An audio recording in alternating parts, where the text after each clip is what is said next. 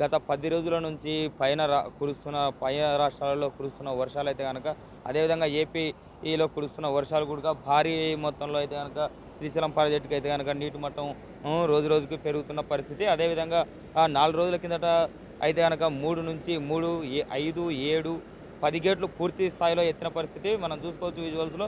10 గేట్లు నిన్నటి వరకు అయితే గనక 10 అడుగుల మేరకు ఎత్తిన పరిస్థితి. ఈరోజైతే గనక 15 అడుగులు ఫీట్ ఎత్తి ఈ కింద దిగువకైతే గనక పంపిస్తున్న వాటర్‌ని నాగార్జున సాగర్‌కైతే పంపిస్తున్న విజువల్స్ అయితే మనం చూస్తున్నాము. అదేవిధంగా ఏదైతే మనకు పైనుంచి 3,65,000 క్యూసెక్కుల నీరైతే గనక ఇన్‌ఫ్లో ద్వారా వస్తుందో, అదేవిధంగా కిందికి కూడా 4,15,000 దాకా దగ్గర దగ్గర కిందికి నాగార్జున సాగర్‌కి వదులుతున్న పరిస్థితి.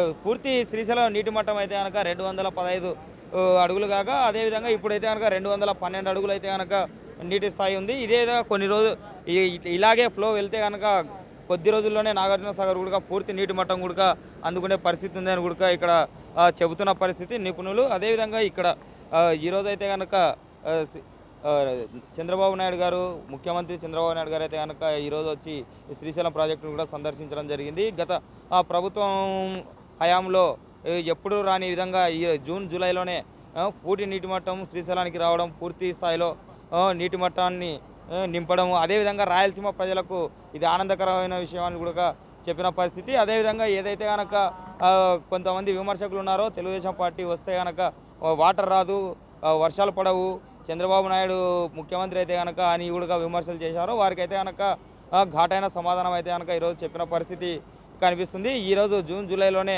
ఎప్పుడు రాని విధంగా ఈ సంవత్సరం వాటర్ వచ్చింది. అదేవిధంగా బ్రహ్మరాంబ మల్లికార్జున ఆశీర్వాదాలు, అదేవిధంగా ప్రజల ఆశీర్వాదాలతోనే ఇలాంటివి జరిగాయని కూడా చెప్తున్న పరిస్థితి.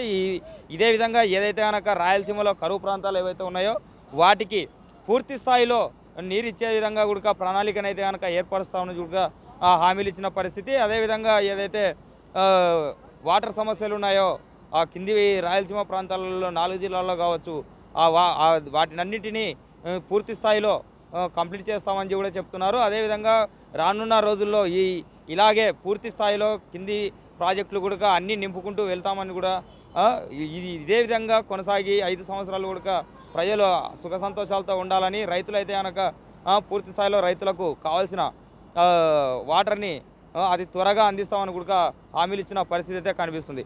కెమెరామ్యాన్ స్నేహల్తో మస్తాన్, శ్రీశైలం నుంచి నంద్యాల.